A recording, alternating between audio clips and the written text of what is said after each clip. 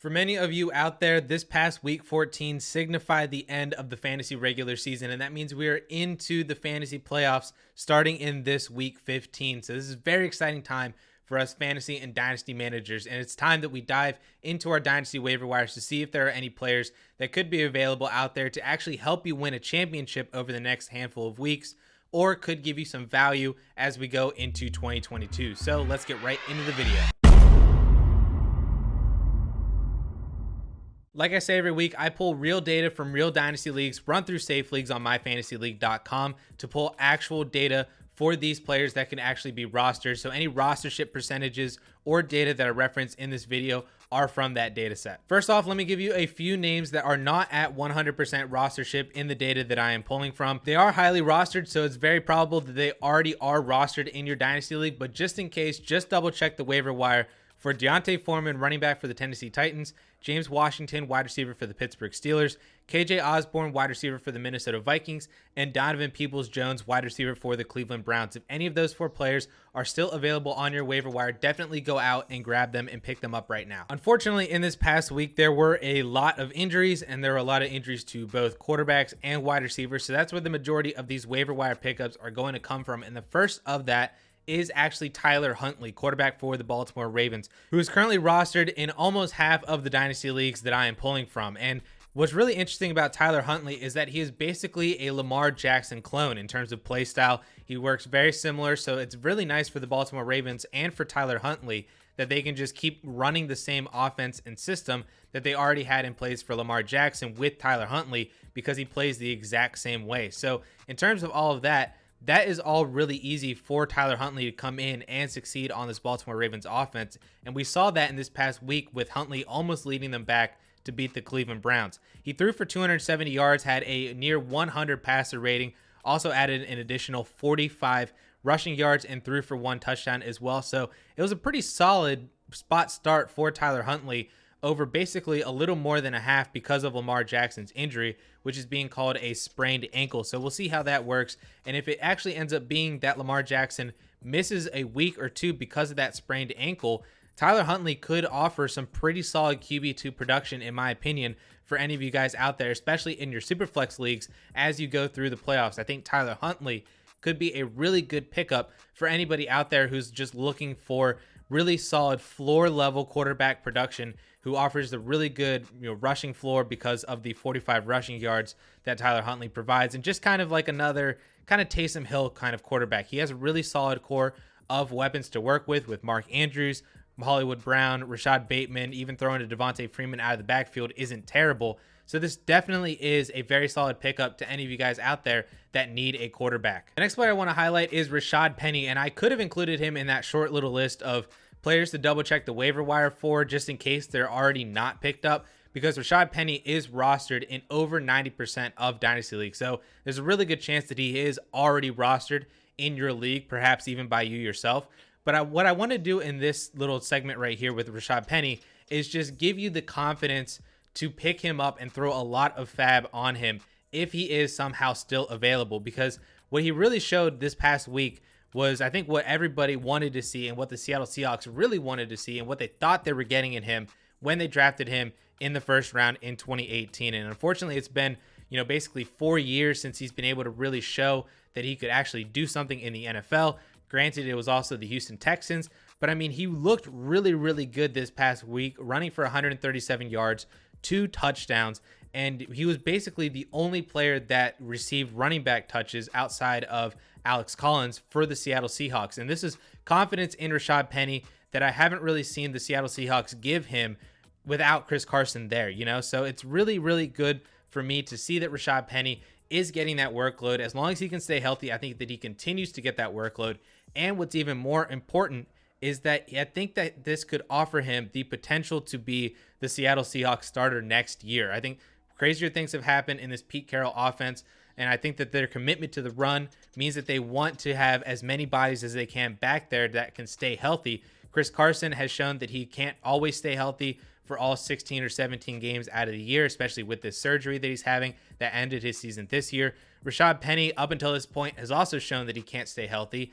But if he were to, and that's one of my favorite bets to make in Dynasty, is if this guy were to stay healthy and beat the odds of, or beat the label of being injury prone, what would that production look like? And Rashaad Penny at his price, I think is really, really worth it and worth that shot on him for the remainder of the year. And then also see what happens into him as we go into 2022. So that's just a vote of confidence from me to go out and spend the remainder of your fab for Rashaad Penny if he's still on your waiver wire, or if you just want to make a quick trade for him before the playoffs start or anything like that, just to get him as kind of a throw-in piece, then I think you can go out and definitely do that as well for Rashaad Penny. The next player I want to talk about is actually a group of players, and that is basically all of the wide receivers for the Washington football team. Terry McLaurin unfortunately left the game this past week with a concussion and was being evaluated, going through all the concussion protocol stuff.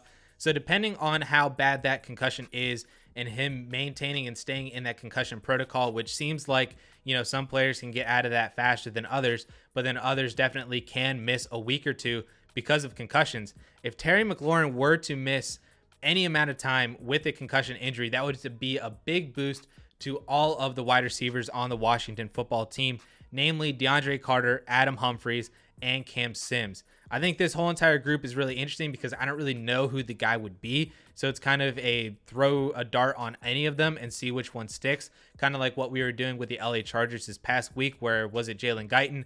Was it Josh Palmer? Maybe it was just Mike Williams and Austin Eckler getting more targets. It ended up being that Palmer and Guyton both ended up being really good for fantasy in this past week. So it's possible that some sort of group of Carter, Humphries, and Cam Sims end up being valuable in the weeks that Terry McLaurin sits for fantasy football. If it were me, my money would be on Adam Humphries because he just is the PPR guy there. He's been really good for the handful of weeks this whole entire year in terms of getting a high target share. And then that with that comes the receptions and, 9 or 10 yards per reception. So overall, I just think Humphries is fine, and he's just a safe floor at wide receiver if you need those points, and he's not a ceiling play like DeAndre Carter or Cam Sims could be. We saw in this past week, Cam Sims was the guy who caught the big 43-yard touchdown on an amazing reception over Trayvon Diggs. But he's very, up and down. That was on 3 receptions, caught that 1 touchdown, so he made his fantasy day. But that's not really as reliable, in my opinion, as Adam Humphries. So if it were me, I would pick Adam Humphries between the 3 of them to prioritize if you need that kind of wide receiver depth. So I would go after all 3 of these players, but number 1 would be Adam Humphries for the Washington football team. The final player I want to talk about, and it would not be an end of the fantasy season if we were not talking about Braxton Berrios, wide receiver for the New York Jets. Because last year in weeks 16 and 17, Berrios actually had 2 16-point PPR performances to end the season, 1 in the championship and then 1 in week 17 last year. And he was just doing it basically his best Hunter Renfrow, Julian Edelman kind of impersonation. And he actually ended up doing that again this past week. He caught 6 receptions for 52 yards on 10 targets without Elijah Moore, without Corey Davis, and was the wide receiver 1 for Zach Wilson this past week. And I don't really see how that doesn't continue throughout the remainder of the year because Corey Davis is done. He's having core muscle surgery. He's done for the year. Elijah Moore, it was announced before this week that he was being placed on the injured reserve. So he's out for a minimum of 2 more games for the remainder of the year. So it's basically Braxton Berrios and Jamison Crowder, the running backs, Ryan Griffin, whoever else is on that team for Zach Wilson to throw to. And I think Braxton Berrios, just out of pure uber necessity, could be that guy for fantasy football, that if you're missing out on all this Hunter Renfrow awesomeness that he's producing over in Vegas, you could just get the lighter version of that that's going on in New York right now with Braxton Berrios. And I know that sounds really scary, and it's going to be really, really tough to actually look at your roster and say, yeah, I need to start Braxton Berrios. But I think that there is definitely going to be some really solid floor weeks from Berrios. And if he were to find the end zone like he did in both week 16 and 17 last year, on top of the targets that he's receiving, the PPR value in terms of the receptions that he's receiving out of the slot, this guy could end up just being a really solid flex play for you that he's not going to kill you weeks. And with all the players that we're seeing getting injured or being on COVID consistently throughout the remainder of this rest of the season, Braxton Berrios could be that guy that you just plug in and gets you a quick 15 PPR points, and that is it. That's done, and you move on to the next week on your way to the championship. So Braxton Berrios out there could end up being on a lot of fantasy and dynasty championships if he ends up producing like how he did this past week for you. I do want to mention that I do write a waiver wire article for dynastyleaguefootball.com that does release on Monday and includes more players than what I included in this video. So if you want access to these types of waiver wire pickups and more players a whole day earlier, you can sign up and become a DLF Premium subscriber and gain access to not only that article, but all the other amazing articles that we are doing over on dynastyleaguefootball.com from the amazing writing team, as well as ADP rankings, all the amazing tools, the trade finder, the trade analyzer, all of that stuff can be yours if you become a DLF Premium subscriber. So that link is down in the description if you're interested in joining and helping you guys win some Dynasty championships. And finally, if you would like to see a breakdown of the entire Week 14 slate from a Dynasty perspective, you can click right up here and watch that video. And with that all being said, guys, thank you all so much for watching. We'll catch y'all later.